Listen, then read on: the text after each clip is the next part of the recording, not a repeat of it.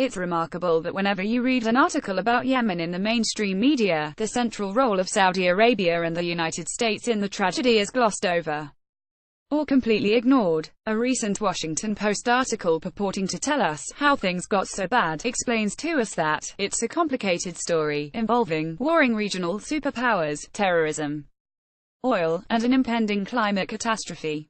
No, Washington Post, it's simpler than that. The tragedy in Yemen is the result of foreign military intervention in the internal affairs of that country. It started with the Arab Spring, which had all the fingerprints of State Department meddling, and it escalated with 2015's unprovoked Saudi attack on the country to reinstall Riyadh's preferred leader. Thousands of innocent civilians have been killed and millions more are at risk as starvation and cholera rage.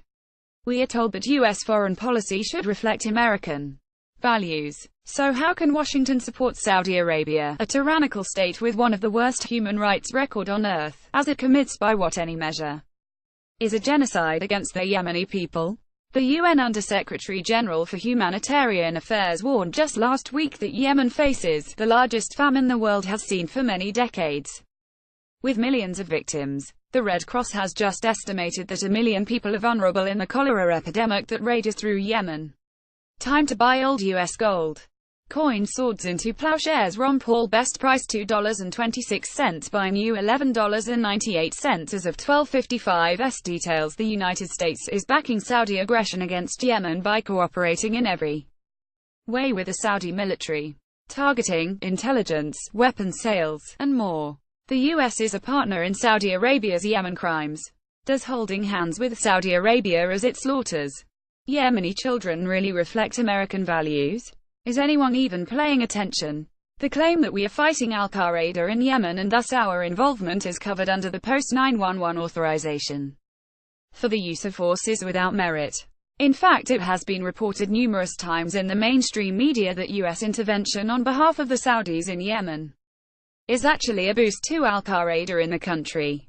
Al-Qaeda is at war with the Houthis, who had taken control of much of the country, because the Houthis practice a form of Shia Islam they claim is tied to Iran. We are fighting on the same side as Al-Qaeda in Yemen. Adding insult to injury, the US Congress can't be bothered to even question how we got so involved in a war that has nothing to do with us.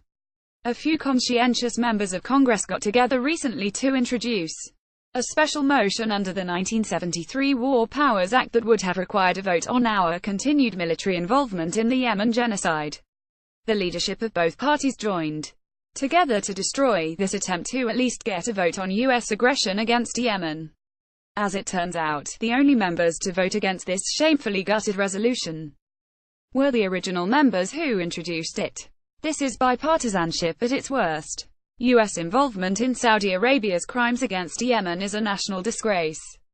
That the mainstream media fails to accurately cover this genocide is shameful. Let us join our voices now to demand that our U.S. representatives end U.S. involvement in Yemen immediately. The best of Ron Paul.